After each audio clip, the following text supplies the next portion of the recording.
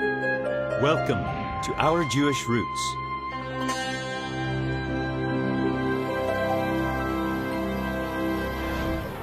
Now faith is the assurance of things hoped for, the conviction of things not seen. For by it the men of old received divine approval.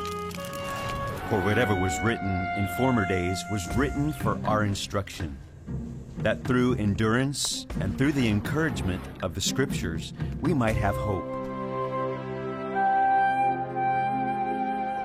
Faith for the future, our journey with the patriarchs.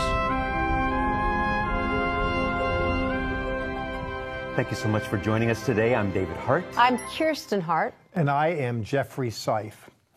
Guys, for Isaac, I think his mother was something like an anchor for him. And when she went on, he was rudderless, and it was time to find a wife for him. It is. We can help those boys move along, don't we, the women? And women really do. You know, behind every good man is a better woman. But there's also a covenant. I mean, there was a covenant promise that Isaac had to carry on. I mean, you can't see the children as many as the stars, like Abraham's covenant through Isaac, if you don't have a wife. That's true. One of the benefits, one of the many. Just one. Our drama today is about Isaac in need of a wife. Let's go to that right now.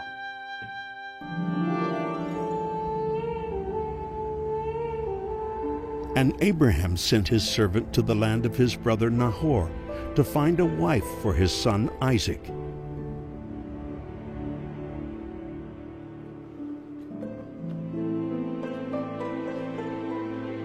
אדוני אלוהי אברהם אדוני, עשה עמו חסד ועזרני נא למצוא אישה לבנו ליצחק.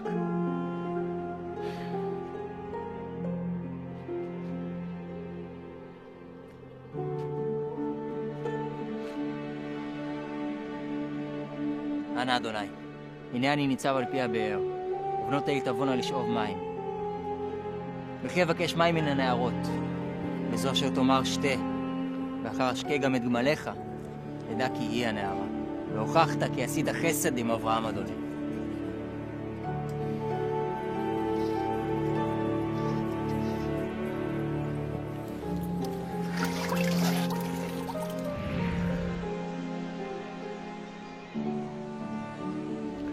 Two words, Hine Rivka in Hebrew. Behold, Rebecca. Words of destiny. People are looking for love today in all the wrong places and all the wrong ways. For those looking for guidance, faith-filled guidance, this is a story for you. If you have a daughter, a sister, a friend, a woman, a man, you make sure you send them a link to this program. At a simple level, it started off with something as simple as this: pouring water. And I want to explore this story. I need you to have a Bible in hand, please. And by the way, whenever you tune to this program, you might want to have one because I like to refer to it. The 24th chapter. The background here, there's a man, 40 years of age, hasn't launched yet. His father is a little restless to get on with the future. Seems like he carries that restlessness his whole life. He says, well, you know, Mom has died. This might be a good time to find a woman for my son Yitzchak. I think so. Now, personally, I would have been interested before 40. And I'm a little jealous, to tell you the truth. Here, it's time for this man to find a woman. And so what happens is Abraham sends someone else to cut the deal. For me, I had to go do it on my own, to tell you the truth. I wish I had somebody, a father like this, believe me, I could have used. Well, he sends him, but what's interesting here, he goes on a journey from Eretz Canaan to Padanaram, Syria. It's a long trek. Takes 10 camels with him, laden with gold, you know, a Rolex, you know, title deed to a house in Malibu, you know, some goodies. But it's all cloaked under, you know, under sacks. People don't know what the man has, but he does have means, but he's not advertising. And indeed, you wouldn't if you're out there on the road. You don't want brigands to come and take what you got. In any case, he makes his way there, we're told in chapter 24, verse 10, with his camels. And in verse 12, hear me, he says something that many people don't say. He's on an assignment to find a woman. And he says, please, he speaks to the Lord, please make something happen for me today. That's what he's looking for. God, I want you to go before me in this endeavor. A lot of people say a good-looking gal, they go, that's what I'm talking about, and they're off to the races. Forget 20 years of Sunday school. They'll get rid of it on the quick. Oh, that's what I'm talking about, and off they go. Lord, I want to see you in this. And what he does, now here's a man who's a stranger. Nobody knows him. He shows up. And we're told in the literature he came in the evening time in verse 11. So you figure people have already done their work by this time. He shows up. And his prayer is, Lord, I got something I'd like you to do. And he holds out a litmus test. And he says, by virtue of your so doing, you'll demonstrate kindness and graciousness. He wants confirmation from heaven for this very important earthly business, finding a woman. While he's still praying in verse 15, Hine Rivka, all of a sudden this woman shows up. Now what he does, it's very interesting. He goes to her, and in verse 17 he says to her, please. Now she's there at the end of the day finishing up her chores. They got up early in the morning, they worked through the day, it's evening time, she's there just finishing up. And a perfect stranger comes up and says, hey lady, can you help out a little bit? I'm a little thirsty, you got a bucket there. She pours for him, a stranger. But that wasn't it alone. The litmus test, not only would she show kindness to a stranger, but similarly, the question is, will this woman also, in verse 19, draw water for the camels until they finished? Now these camels have gone hundreds of miles, and camels are like tractor trailers of the desert. It's not like hopping off the tank of a motorcycle. You understand, they carry a lot of gallons. And here's a woman at the end of the day, one bucket at a time.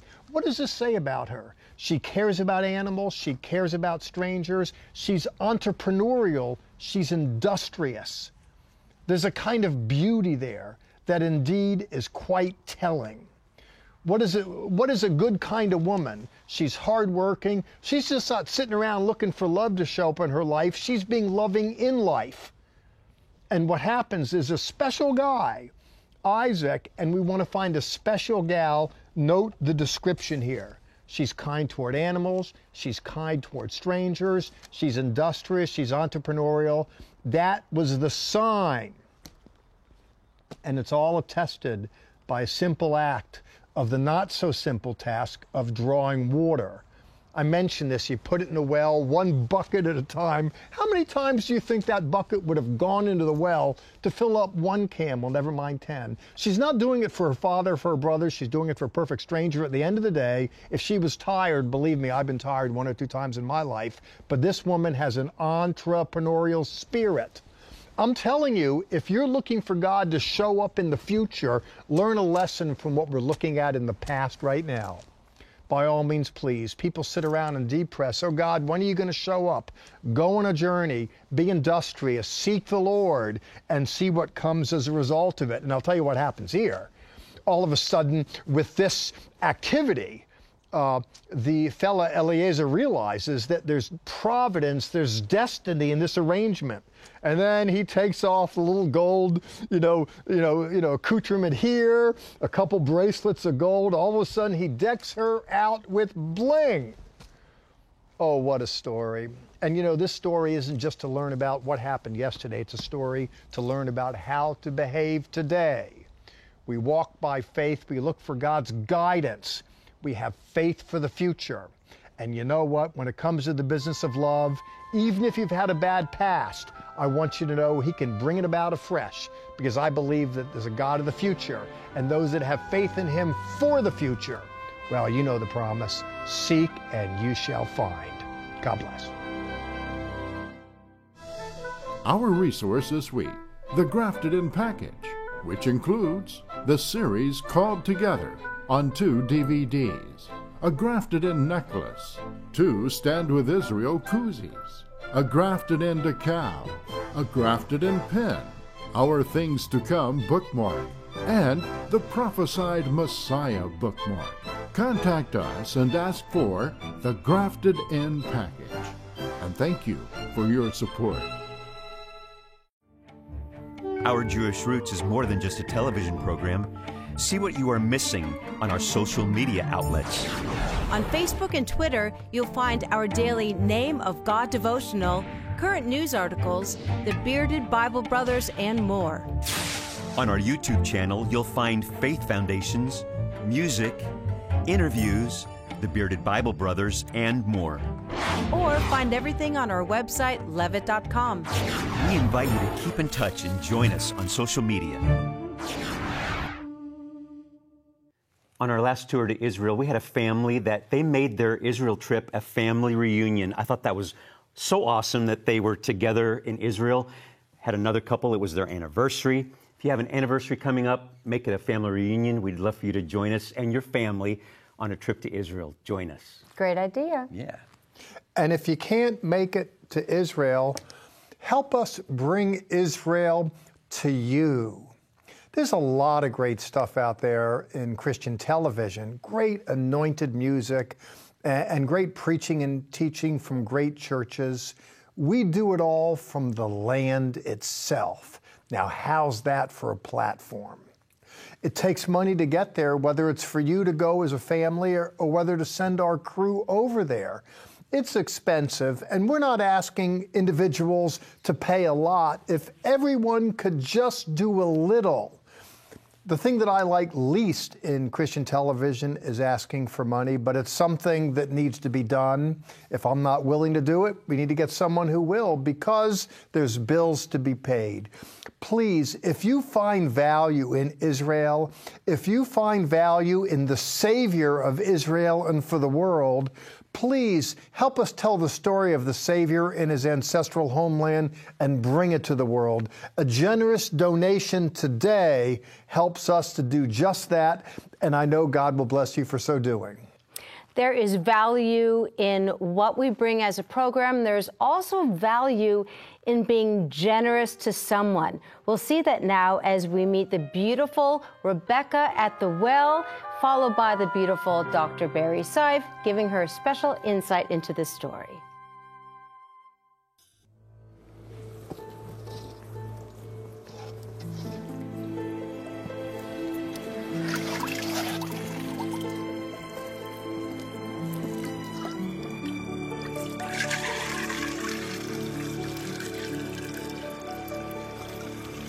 השקיני נא מעט מים. שתה. וגם עליך אשקה.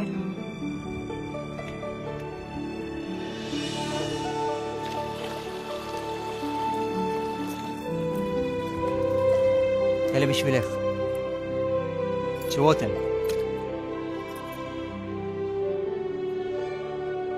ימינה לי בת מי את? בת בתואל ונחור, אשר ילדה לו מלכה. יש עמנו די אוכל לגמליך, וגם מקום לך ללון בו. ברוך השם אלוקי אברהם אדוני, אשר עשה עמי חסד והובילני אל בית אחיו. נלך. Finding love at the watering hole. Matchmaker, matchmaker, make me a match. Find me a find, and catch me a catch. One of my most favorite songs from my most favorite musical, Fiddler on the Roof. When Jeff and I went to see that just a few years ago, I think we knew every word from the musical, and it was just a delight. I love that song because for 62 years I was single, and I waited for God to make me a match. So it's special here to see the servant of Abraham. He's been given an assignment. Be a matchmaker. And so the servant finds himself by a watering hole, and he's praying. And I love this, that he prays, and even before he's finished praying, voila, Rebecca shows up.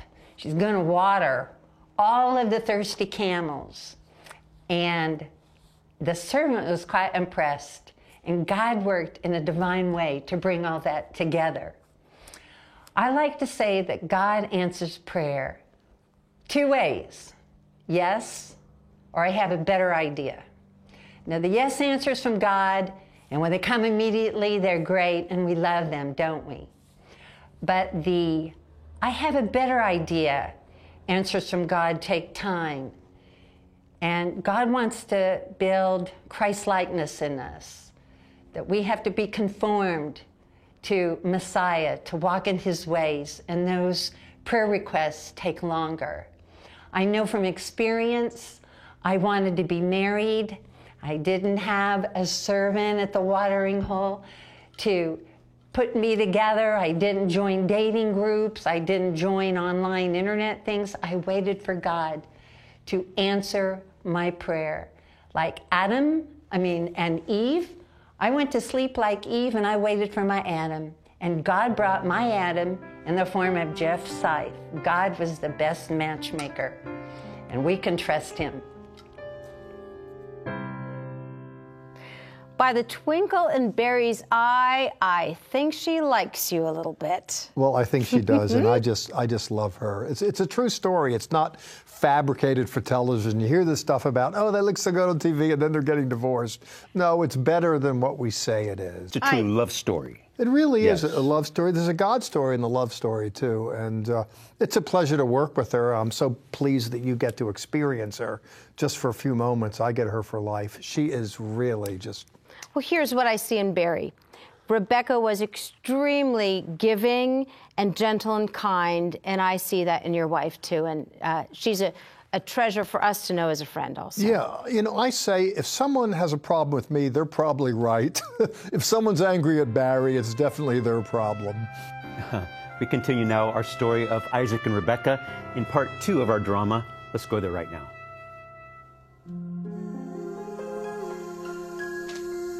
And Abraham's servant spent the night in the home of Abraham's brother, Nahor.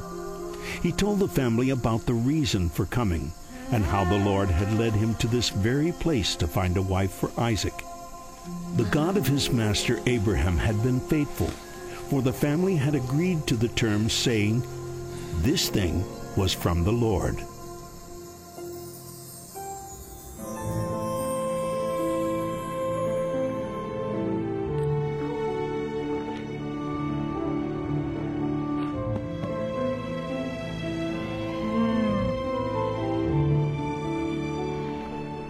הנח לרבקה להישאר עמנו זמן מה בטרם תצא למסע? לא, לא נוכל להישאר. השם ברך אותנו עד כה. תן לי אתה לשוב אל אדוני. רבקה, את תרצי לצאת עם איש זה עכשיו? כן, אני אלך.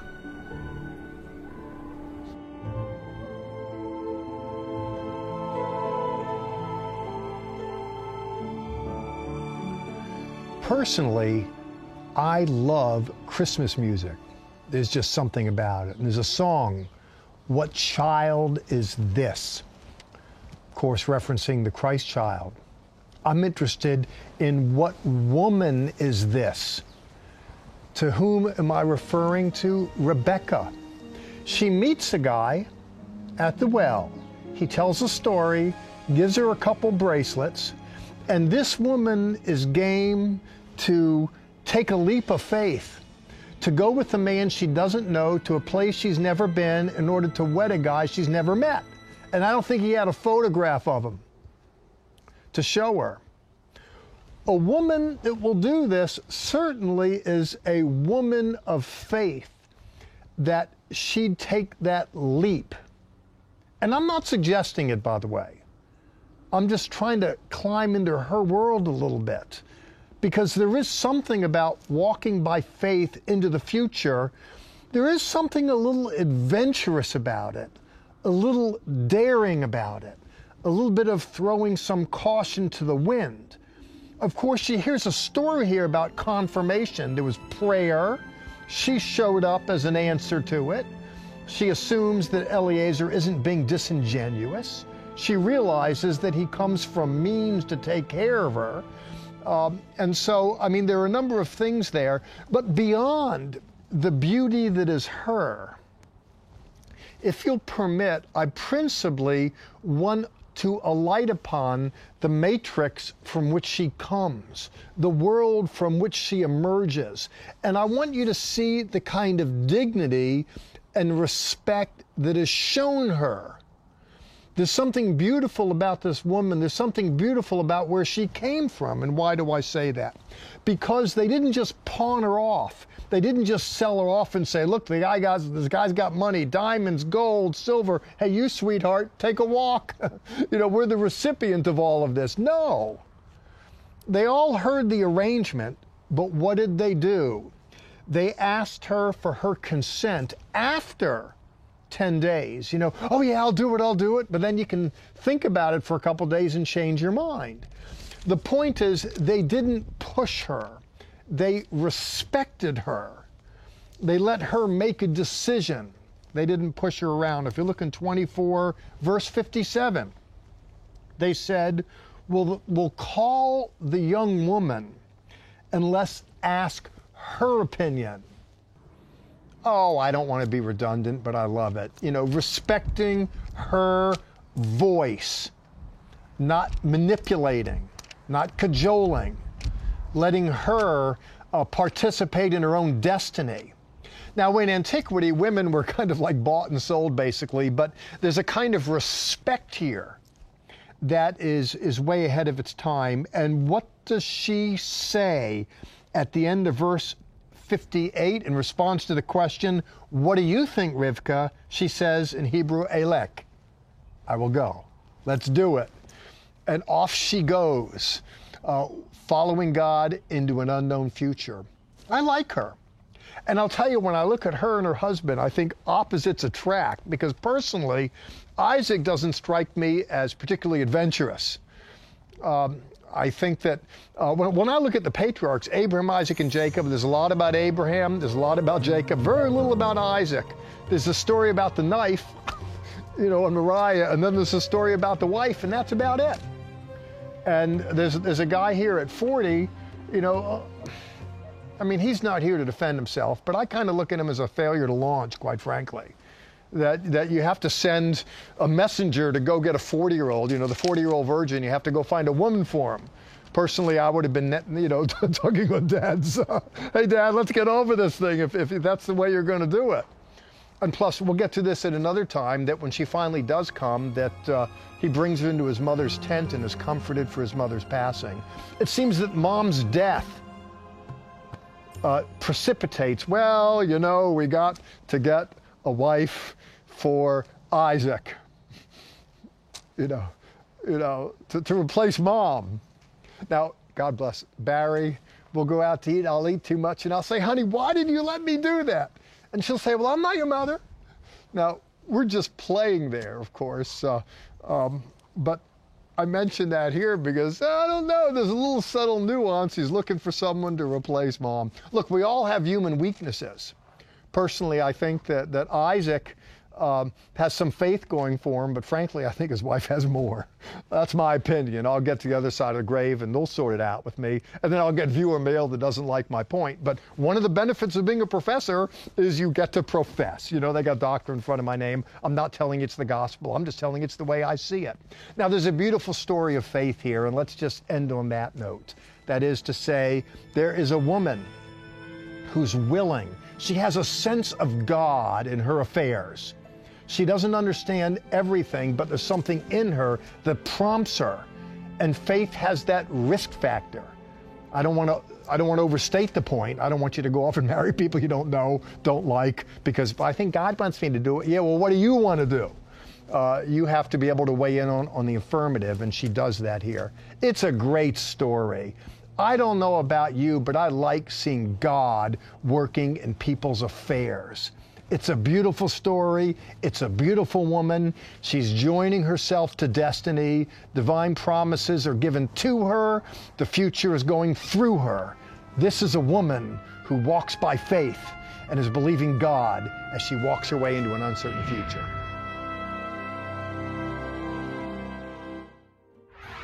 Join us right now for additional content that is only available on our social media sites, Facebook, YouTube, and Twitter. Visit our website, levitt.com, for the current and past programs, the television schedule, tour information, and our free monthly newsletter, which is full of insightful articles and news commentary. View it online, or we can ship it directly to your mailbox every month. Also on our website is the online store. There, you can order this week's resource, or you can always give us a call at 1-800-WONDERS. Your donations to Our Jewish Roots help us to support these organizations as they bless Israel. Please remember we depend on tax-deductible donations from viewers like you. Rebecca was about to walk into an unknown future, but she had faith that God would sustain her through this time and also bring about Isaac as her dream man. But she took a leap of faith. We take a leap of faith in accepting the Lord into our lives also. We don't know what our future lies. Indeed, I think at the marriage ceremony when she puts her hand in his, and that's what the Lord beckons us to do, for us to put our hand into his and then take a step together on the altar and see where it leads. There are many Christian people who I would imagine, who have testified to the fact that good things came as a result of that decision. It's not that they were lucky, it's that they were wise. They made an executive decision to seek first his kingdom. If you're at a place in life where your kingdom's not doing so good, let me encourage you to seek his. And the way you find him is on your knees, calling up to him, asking for help, forgiveness, and then making your way to a Bible-believing church. It all starts there. Yes, That's David? Right. That's so good. Kirsten ends our program today with a beautiful hymn. I love the chorus of this hymn that says, "And the joy we share as we tarry there, none other has ever known." You won't hear the whole song right now. You can find it on YouTube. But right now, Kirsten, in this program, and also we end with Sha'alu Shalom Yerushalayim. Pray for the peace of Jerusalem. And he walks with me, and he talks with me, and he tells me I am his own, and the joy